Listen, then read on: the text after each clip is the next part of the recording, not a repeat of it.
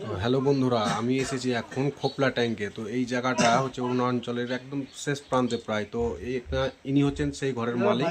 তো এই মালিকের ঘরে এসেছি। তো মালিকের ঘর দেখো কেমন করে একদম কাঠের সুন্দর করে একদম খুব সুন্দর করে বানিয়ে রেখেছে, একদম দেখে মন ভরে গেল। আর কত সুন্দর দেখো, এখানে করে এই যে সব বোড়াতে সব ভরা আছে তাদের সারা বছরের খাবার।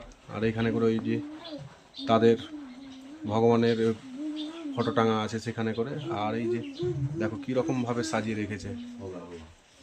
তো মালিক খুব ভালো এখানকার। তো মালিককে একটা কিছু দেওয়ার জন্য আমরা এসেছি।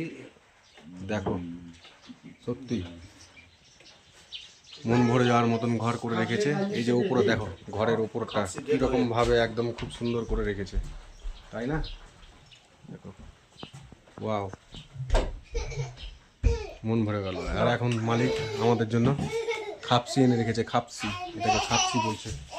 এই যে দেখো, তোমরাকে দেখাই, এটা হচ্ছে খাপসি।